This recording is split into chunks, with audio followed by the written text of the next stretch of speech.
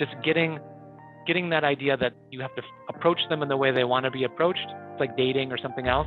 That's, I think, a huge benefit, a huge key. Just because you tried with this realtor and they said no, it might just be you got to try a little bit different way and then they'll say yes.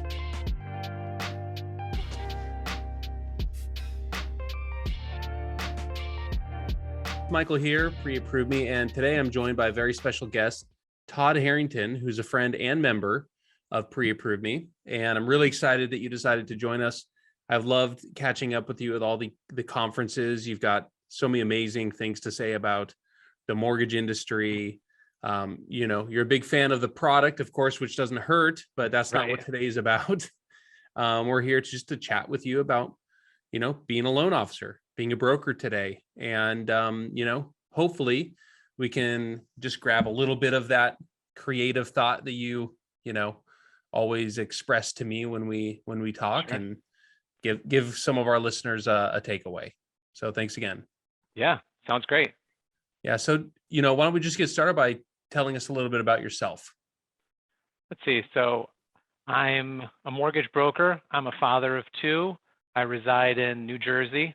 I've been doing it since 2012. Before that, I was in tech. I love it. I love helping people, and I think that this industry, you really get to see the impact. Other industries, you know that it's there, but here you really get to see who you're helping. Yeah, that's awesome, and it's kind of it's a really high pressure but big reward kind of help, right? I mean, there's nothing like putting a family in their first house, and there's a reason why people say, the home of their dreams is because people love that idea of setting up their family in a secure place. And so that's awesome. I'm actually not surprised you were in tech. I don't think I remember you mentioning that, but it makes sense. Yeah. Todd's always giving us great, very constructive feedback on our product, including most recently helping us troubleshoot a bug that, he identified, and he laid it out for us, which we really appreciate the detail you went into. Well, thank you. Yeah. I mean, you guys are amazing. A lot of times I can only work on PAM stuff on the weekend, on like a Sunday afternoon. I'm trying to get something set up. Like I remember when I was originally setting it up, and you run into a roadblock, you can't find it in the help guide, and then you create a case or you message them, and they're working on a Sunday at like 3:00, and they get back to you in 30 seconds or a minute. It's unbelievable. So yeah, right back at you. I've had a very positive experience with the PAM tech support. It's been awesome. Awesome. Well, I appreciate that. So you got into the industry, you were in tech before, but what made you jump ship and move into the mortgage space? Yeah. So my story, I was in tech sales. I worked for Cisco Systems for about 6 years, and I got an MBA while I was doing that, and I realized I wanted to start a business. So then it was, which business do I start? And it was kind of a soul search for me, but I thought mortgages was the perfect business, as far as a business background, a very quick cash cycle, 20, 30 days to get paid, no uncollectible debt, no inventory that could spoil, relatively low cost to get into it. I think relatively low barrier of entry from a knowledge perspective. So yeah, I moved from Michigan to New Jersey and joined a small mortgage company. And then after about 6 months of that, I opened my own. How was that transition from Michigan to New Jersey? I can't imagine two more different places. Yeah, it's different. I'll say, for people that always think New York, New Jersey, Connecticut, it's expensive. It is, but it's competitive. And if you have that competitive spirit, it's great. It drew me out here. I really thought there was a lot more opportunity here than in Michigan, and I think I was right. So yeah, it was a good move. That's awesome. Yeah. We've got a lot of members in New Jersey, and it's always funny actually when my sales team talks to them. One of my sales guys in particular, Austin, he's a very direct person. He's like, "Oh, I love talking to those New Jersey guys. They just tell you exactly what they want." Yeah, true. So that's awesome. So then, you got into the industry from the tech side, and you had to learn basically a whole new business. So you went to work at another company, a brokerage or a bank, and you started learning about the mortgage industry. What was that process like? Getting in there and just learning something from scratch. It was fun. It was thrilling. I think it was great. I think I knew I always wanted to open my own. So it was, what can I take from here when I'm ready to do it my way. You know what I mean? What don't I like about this? How would I change it? And so then when I had the opportunity to, even just thinking of the name of my company, Brightwire, it was very challenging to even come up with a name because it was so personal. It was so me, you know what I mean? So I enjoyed that aspect. In terms of building up my knowledge, I followed the same track that a lot of people are following now, that, there's a couple of the wholesalers that help train you, like UWM or like a Penny Mac or some of these, where you get more hands-on support. And then after you get, pretty good at being a mortgage broker, you start branching out, having more and more wholesaler relationships, and then eventually hiring a processor and going through all of the growth phases. And I don't know. I think maybe one of the value things is I've been doing it a little longer than some of the other members. Maybe, I don't know, 10 years isn't that long. But, going through those steps and realizing, okay, I'm at that point where I need a processor. That was a tough milestone. Or, you know what, now I'm at the point I really do need 2 processors. And I'm not trying to brag or something, but you get to that point and it's still whatever, however much money that you have to spend, how much time you have to spend training them, a fear of risk. What if the business turns around? So I think that's something that a lot of brokers or broker owners, and even loan officers that aren't owners, they can relate to those milestones. So yeah, it was thrilling, but also anxiety ridden for sure.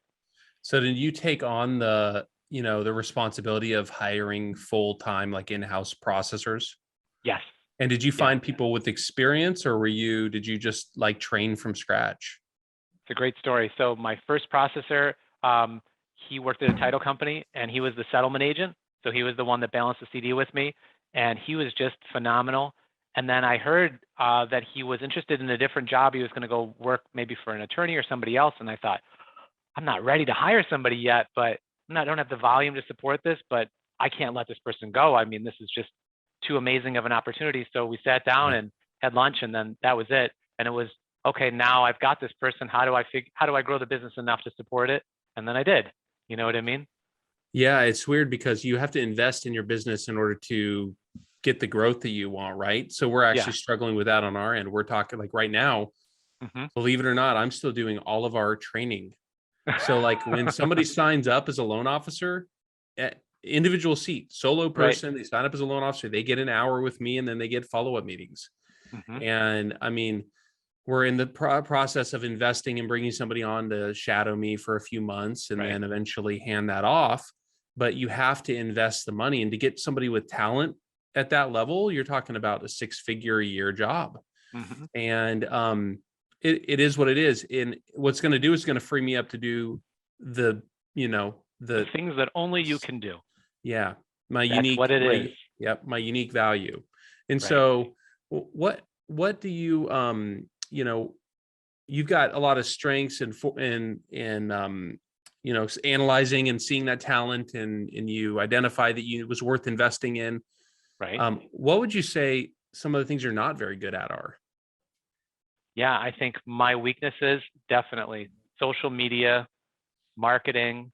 I would even say hiring. I think that there's people that are a lot better at building like this bench of people, like, okay, when I'm ready for the next person, I already have a relationship. They kind of want to come over. They're not necessarily happy where they're at. They're waiting until we're ready. Like I've heard of other like mentors and other people telling me, you need to have 3-4 people that you're kind of keeping warm for 6 months or a year, so that when the next opportunity comes up, you're ready. Hiring people that are more experienced than me, not something that I've done. It's intimidating to me. So yeah, I'd say those are some of the weaknesses for sure. But you try to hire for the weaknesses. You try to find, can I find a processor that's also great at marketing? Can I find a loan officer that's also amazing at recruiting? That's what I've been trying to do. That's really smart. And so you're of the school of that it's better to hire the person with the natural strength as opposed to training yourself into learning a new skill or building a strength from a weakness.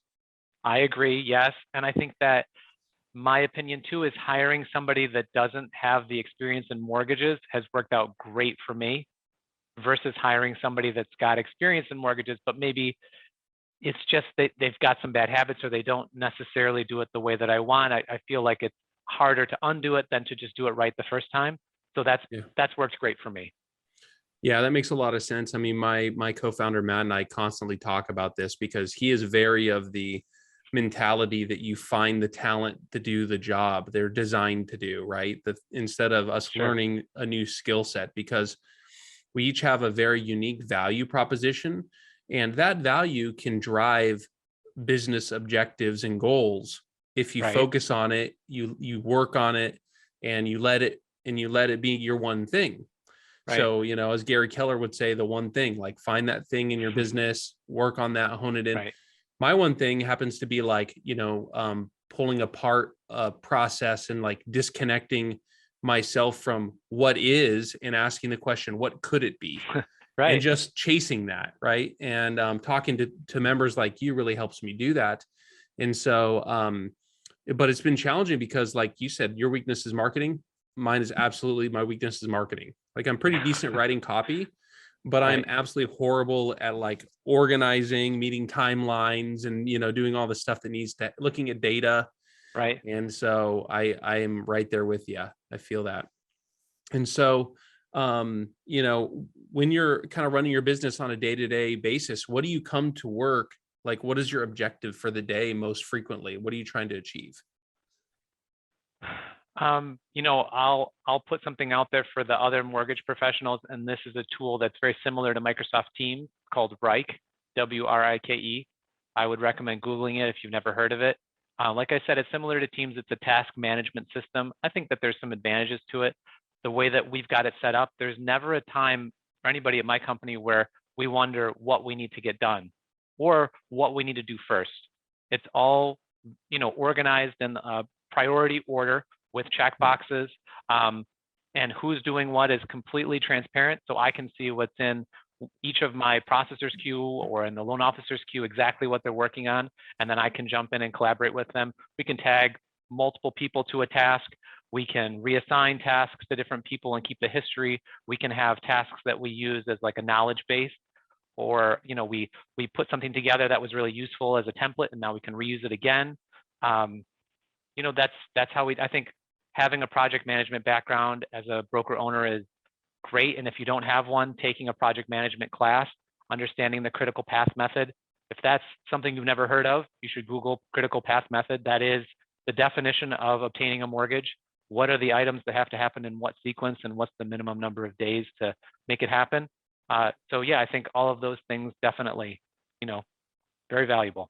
Oh, I feel like that could be a whole interview, like just walking through your critical path method, step by step from application or early meeting all the way through to closing, and then how you're managing post-closing, relationships. Yeah, Sure. task lists are super important. And it's funny because I'm running a software company, right? But I've got project managers who do all of that organized task-based with my dev team. This is my task list. Yes. Literally the right on old-fashioned here. way is okay. Todd interview right there. Yeah. So it's right on my list. But you know what? It works. And so Right. I just take it with me, and I make sure every week I'm hitting all the important things and I'm getting them done. But I'll tell you what, without a list like that, without my calendar, without the list, I'm lost completely. And so, yeah. So we're moving into kind of a unique time in the mortgage industry. For the last, 3 to 5 years, rates have been super good.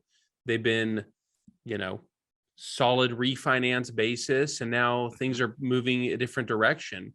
What are you doing differently in 2022 to manage your business as volumes potentially decrease if refinances was a part of your business plan? Yeah. So which mortgage broker that's listening to this or loan officer can say that refinances were not part of their business in 2021 or 2020, right? Those are the best years that we've probably ever had, maybe will have for the next decade. So I think it's a very relevant question. And for me, I mean, it's just like any broker. We do what we have to do to survive, So when you're quoting it out and now all of a sudden the retail bank is beating you on rate for the first time in 5 years for conventional loans, what can you do? Well, you start originating more FHA and VA and USDA. And for someone who hasn't done a lot of non-QM, now you're getting crushed on conventional and maybe FHA as well because you're in retail and your pricing isn't as sharp. Okay, you're doing non-QM.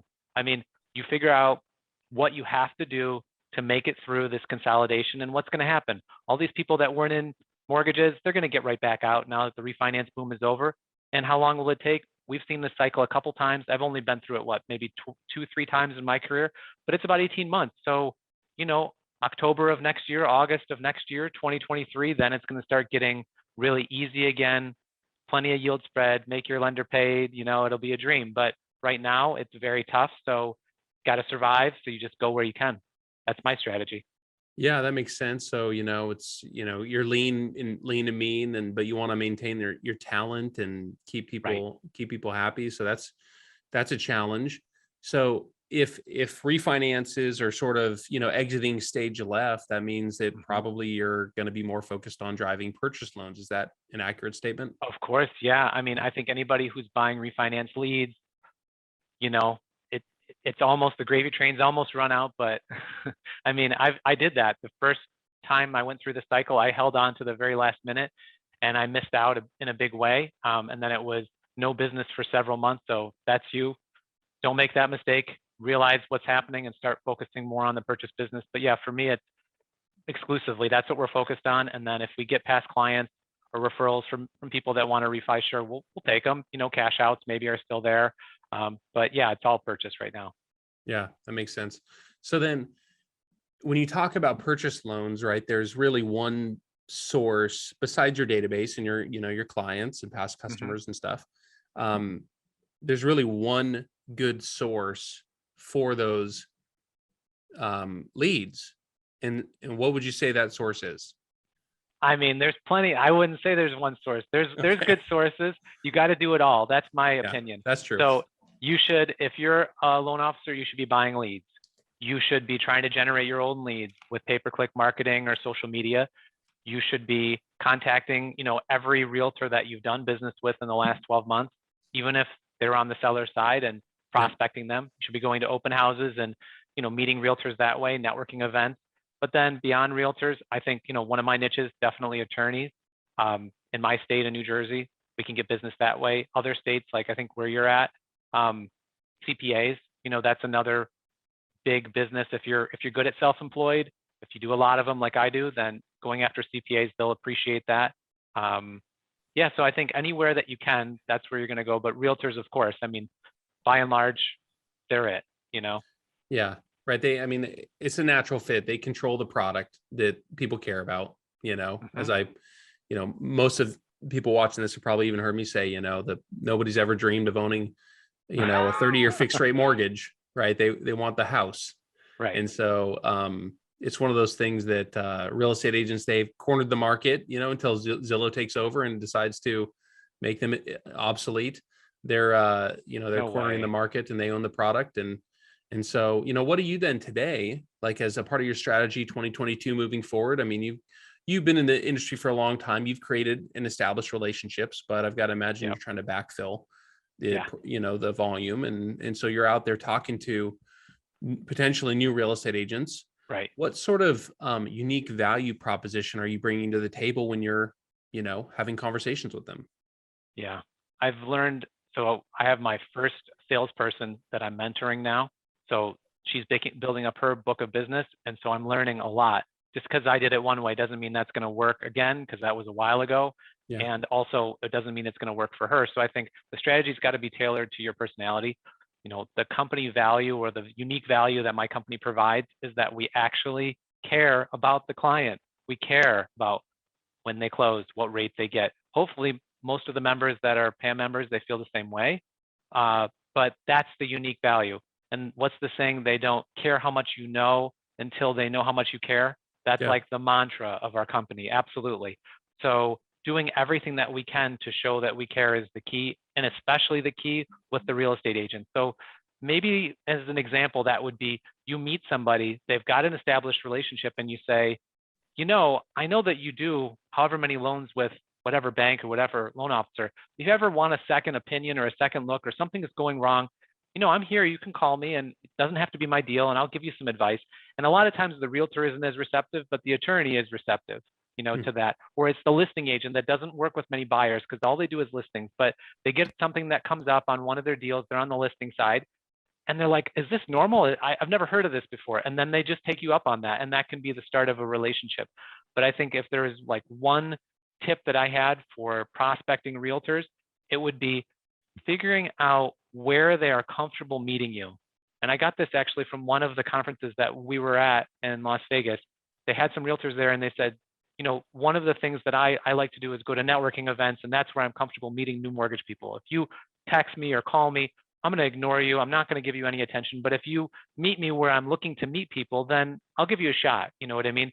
Other people, same thing with open houses. Come find me while I'm at work at an open house. You know what I mean? That's when I want to be talking to a mortgage professional. Others say, absolutely. I had one person, they said, I'm in open house mode. You need to leave. And they slammed the door on me and my loan officer's face when we prospected them on a Sunday. So just getting that idea that you have to approach them in the way they want to be approached. It's like dating or something else.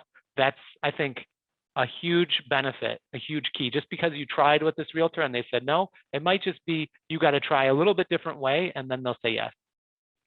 How much of that, prospecting them in a way that they want? I mean, does that take research? Do you sort of identify a potential real estate partner and then and then figure out where that place might be? Yes.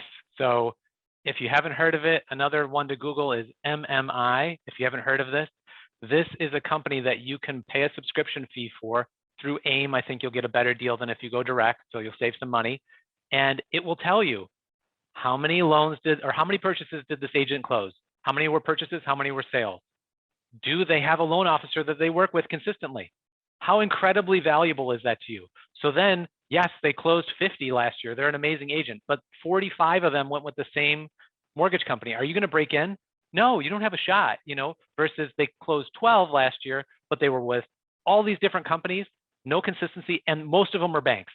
Wow, what a ripe target for me to go after. So having some market intelligence, I mean, very worth the money. That's for sure. So definitely check it out if you haven't heard of that. Yeah, I'll make sure to put that in the notes here on the video. MMI, data is the king for sure. It's interesting, Yep. One of the things I've been doing recently is, and I sent this to my assistant the other day, and I said, listen, I want a list of real estate agents who mountain bike. Okay. That's it. That's the only kind of realtor I want to work with, because I want to take work meetings on the mountain before I even ask them for a deal. I just want to go on a bike ride with them, get to know them, figure out their model match. If they're riding mountain bikes, they probably are. So there you go. One of my strategies has always been find the people I want to be friends with and hang out with and build relationships with them, and the business will come.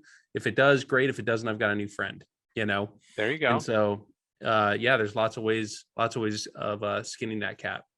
So then that's, how you might find them is MMI, right? So this is how you seek out new referral partners. Sure. If you finally get in touch or in front of one of them, right. What sorts of red flags are you looking for? Is there a demographic or a type of realtor you like working for? And what is the opposite of that? What's the thing that's going to make you go, I don't want to follow up with them again? Yeah, I think it's so easy. If you're coming into one of these meetings, what do all the other mortgage reps they're meeting with do? Oh, I've got 20 flyers for you. Let me show you this program, this program, this program. So if you come in and don't do that, that's going to set you apart. Number one, ask them about themselves. They're a realtor because they like to talk about themselves. No realtor is like, no, I'm an introvert. No, definitely not. Right. So ask them. And the question that I like to ask is the origin story question, just like where we started. How'd you get into real estate? Why are you doing this? What is this all about for you? And if their answer is money, then it's over for me. Bye. Right? That's it. So a lot of realtors, that's what it's about. And that's not a good match for me, because that person might not be as caring when the time comes as the person that says, I got into this because I like helping people. I got into this because my sister had a bad experience with a real estate agent. I didn't want that to happen to anybody else. Or, I looked around at all the things I could do, and this is the thing that I felt I could really have the most impact in my community. That's the kind of realtor that I want to work with, that value-based realtor. Because guess which type of clients they're going to attract?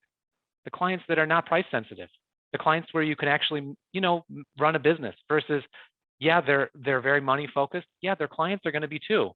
And then those are the clients that are going to take your pre-approval, go through all the steps, and then shop you at the end.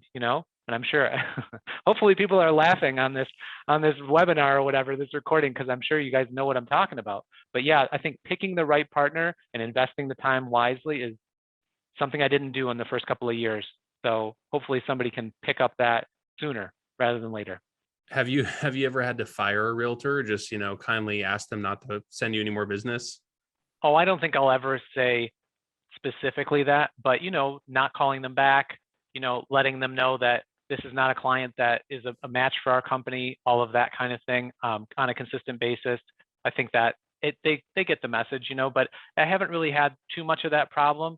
It kind of works itself out. I mean, we're not a company that gives a pre-approval based on a phone call like some companies do. And the realtors that are very transactional, let's say, they want that. They demand that maybe. And so it's pretty quickly not a good fit, and it works itself out. That makes sense. So you're doing more of your filtering up front, as opposed to kind of getting into the trenches with somebody and then finding out that they're on the other team. And so that makes a lot of sense. So then, shameless plug time. All right. How has Pre-Approve Me changed the way that your clients and your business partners engage with you? Yep. Great question. So in the beginning, it was just, hey, now we can get documents through a web portal and instead of through some sort of shared folder. And that was like the easy low-hanging fruit. We can definitely put that in place. And then it was, this calculator. Yeah, okay, they have that question. Let's use that. And then it was, okay, let's put their income, assets, and debt in there. And now we can have them get a pre-approval, the clients, and see if they qualify. And then it was opening it up to real estate agents so they could see if the person could get the loan or not. And this is especially applicable for us with like FHA loans, or people that are like trying to max it to the absolute maximum qualification. Like, I'm going to offer $600,254. Like that's what I want to offer because that's what the app says I can go up to. And I ran it 100 times. Like that type of client, Pam, is a dream. Same thing for the realtor. So you're not having to take that call. And then I think after that, it started to turn more into a branding thing. So we paid for the app in the store. Now we're telling the realtors you can find our app in the Play Store or the App Store. And we're exposing the conditions to them so they can't see the description, or they can see the description, but not the details. So then the realtor knows, Johnny said he submitted everything, but I can see right in the app, nope, he didn't. There's 3 things that are left. So eliminating some of that time consuming back and forth with the real estate agents on pipeline check-in, I think that's valuable. And I don't know, other business partners, attorneys love it too. Listing agents love it if you want to give them access to it. I think that overall there's a lot of people that can really use it, and I'm excited to see how you guys innovate it and make it even more useful as it keeps going. But yeah, we're trying to use every feature that we can. That's awesome. Yeah. So then what features, you kind of mentioned, you touched on this, but what features are you using most and why? Okay. So definitely the feature that we use the most is for the uploading of the documents. So being able to just snap the photo with the phone and hit upload, that's a killer feature. That's like the push button, get mortgage type of Rocket Loans feature. So we sell that pretty hard. I'd say that's probably the most useful thing. The second most useful thing is knowing whether they qualify. So if you have somebody that it's uncertain, I think the other things that are maybe people that are not members that are thinking about becoming members, or maybe they're members, but they're not really utilizing that functionality. Think about like Home Ready, Home Possible, where they've got a reduced rate on MI.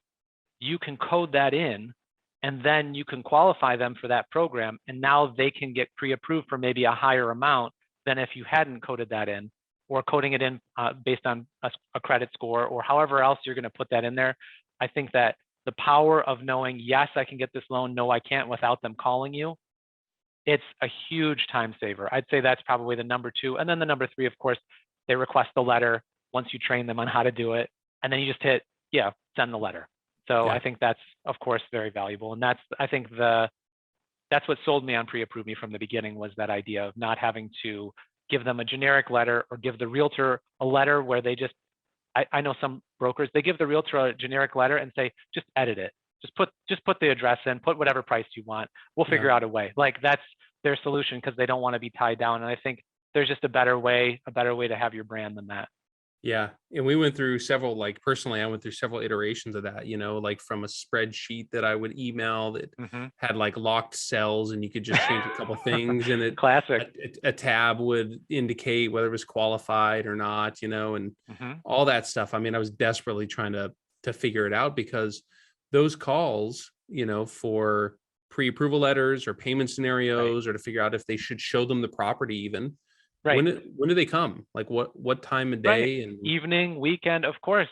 Whenever you're trying to spend some time with your family, if you want to try to have a family and be a loan officer, yeah, it's awful. And I used to tell maybe this is not a nice thing to say, but I used to tell my wife and my kids and my family, like, hey, every one of these times I would print a pre-approval letter and sign it and scan it in so that they couldn't forge it, because I was paranoid about that. So it was even more involved. And I said, each one that I'm doing, it's $500. Just think about it that way. Every time I'm sending out one of these, it's $500 in bank account deposit, because of the way, how many it took to convert a client and how much we made per. It was like, just think about this as money. And then that got people off my back. But now it's just, you're just sitting at your kitchen table. If you set it up right, you get a little alert when it comes in, or a push notification if you pay for the app. Then yeah, you open it, send, done. Nice. Yeah, I love that. I mean, it's beautiful. It's beautiful. I mean, that's exactly why I built it. My wife was at the time was like, solve the problem or get a new job, basically. Right. And I'm like, oh no, how am I going to handle this? I think you got it right. Yeah, that's really it. Yep. And so, let me ask you this then, if there was a newer broker, maybe somebody, or a newer loan officer at all, somebody who's been in the business for less than 2 years, and they were listening to this interview, this conversation, what advice would you give them? I would say 2 pieces of advice. First, you have to find a mentor. And if you need someone, you can get my contact information and I can try to help. I don't know how much time I have to help everybody, but I can try to help. But finding somebody that's been in it longer, that's a mentor, ideally somebody in a different state that you don't compete with. That's the number one thing you can do to take you from, I'm in year 1 or 2, but I want to have results like I'm in year 5. Okay, don't figure it out yourself. Ask somebody else how they did it. So I think that's the number 1 tip. And then I think the number 2 tip, especially for a lot of these loan officers that came in for the refi boom, is realize that you're not a broker if you only broker to 1 or 2 companies. You are a retail employee. So I'm looking at the camera when I say that. You are not a broker if you only work with 1 company or 2 companies. You need to have at least, say, 5, 10. Well, wait, I have to learn the guidelines and the website, and I got to train my staff. And yeah, that's what the clients are paying you for. If they wanted to go to 1 company, they would just call 1 company. The whole benefit of being a broker is the scale and the variety of the programs and the pricing and the options.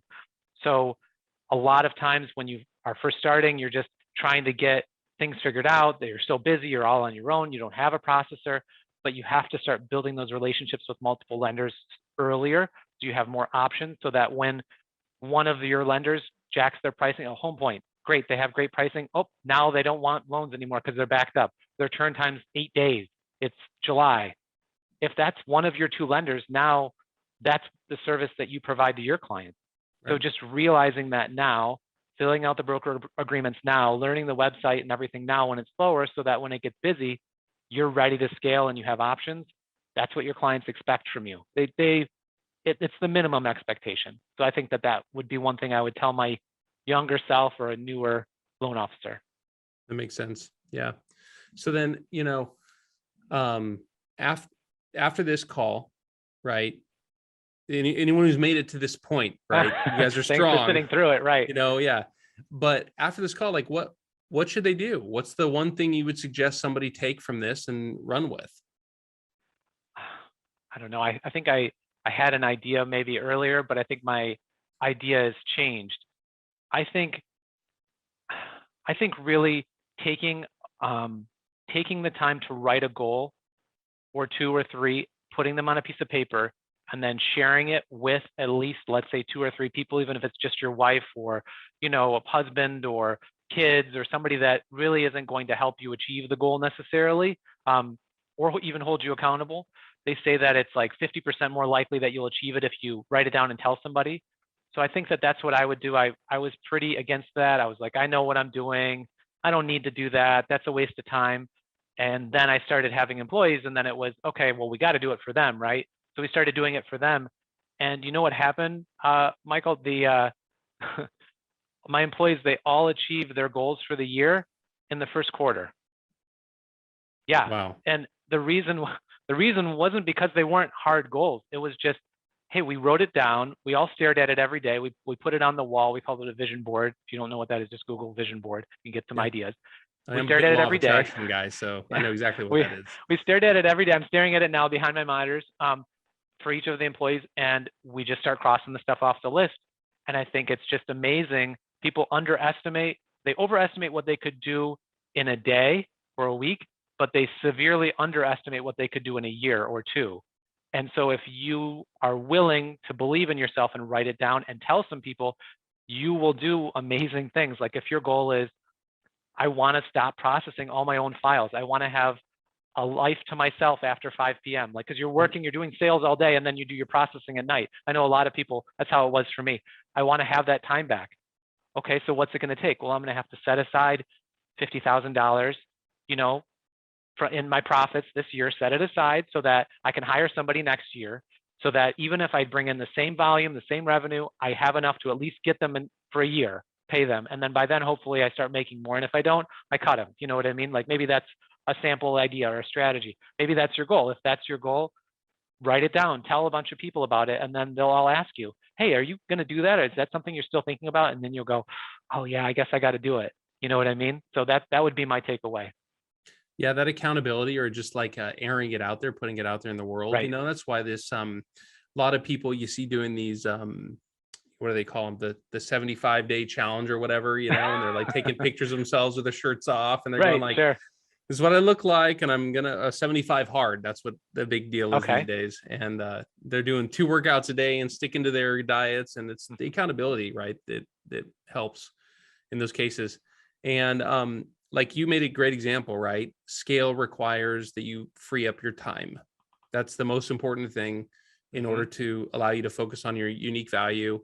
And if that's structuring deals, building relationships with realtors, whatever that is, you got to be able to focus on that. And so processing is a great place to start. Another shameless plug, guys, you guys can, as a broker, even bankers, if your bank will allow it, you can hire contract processors per deal. They'll do a deal, they'll process it for you, and you pay them at the end of the deal. And it's easy to scale then, right? I mean, until you're ready to hire somebody on board full time, you may pay a premium per transaction, right, at scale, but it gives you the time today to go out there and prospect, or to have more free time or whatever. So just an idea. Agreed. And I think that idea is good. I think that I think the challenge I would put out there for anybody that's maybe in that spot where you've got one processor and now what? You and a processor, what do you do next? And by the way, I'm still figuring that out. So, because I just have 2. But I think that the idea is that, are you someone that's going to originate forever? Are you going to be the loan officer forever? Or at some point, do you want to do something different than that? Maybe you're the rainmaker, or you're the business development person, just the owner, the silent partner, whatever your long-term goal is. Just realizing that if you're just out there hunting all the time, you're never going to have time to build. So even that idea of, we'll get the contract processor, now I can hunt more, now I can make more, that's true. But is that ever going to get you to, well, now I can sell more, or now I can build a team more? And I think that just having the long-term vision to realize, what is it going to take? And maybe that's hiring a processor that could then become a loan officer someday, like looking for that when you're hiring, for example, or just having the longer term thinking. Again, I wish I could have told my younger self that, so that's why I'm mentioning it. Yeah, long-term thinking, that's so challenging, right? I mean, you got to start with the end in mind. And so is that how you're setting your goals? I mean, you're just going, here's my outcome, right? My retirement, my exit from the industry, I want to do this till I'm 90, but in order to be able to scale and to be able to have freedom, right? And then you just literally walk backwards until you get to your day. That's what I did for 2020 and 2021, definitely. And then at the end, and I don't know, maybe some of the loan officers out there can relate to this. At the end of 2021, I was so burnt out after those conferences. I set a goal, I beat it. I set another goal the next year, I doubled it. I don't know if other people had that same experience, but I was so burnt out. Like, what am I doing this for? Why am I still in this industry? What's this about for me? And then I had kind of a renewed sense of purpose once I had a salesperson that I was mentoring. So for me, I think that the problem with that strategy is it's a moving target. At one point your goal is something, and then, you do that and you conquer it and you master it. And now what's my new goal? So I think just trying to be patient with yourself, like I had to be, for sure. That was part of it. So now, for example, the thing that's really giving me a lot of fulfillment is watching my team grow and mentoring them, seeing all the challenges that they had, remembering what it was like to be them when I was first starting out. I'm really enjoying that a lot. And maybe this will be my thing for the next, 5 years, and then 2 years, whatever. And then it'll be, you know what, I've done enough of that. I want more of a challenge. I want something else. And then I'll move to a different role within my company. But that's the beauty. That's why it's great, Yeah, it's really one of those careers, unique careers, where even if you're an employee of another brokerage or a bank, you have the ability to build your business, and that's such an awesome thing. Agreed. Yeah.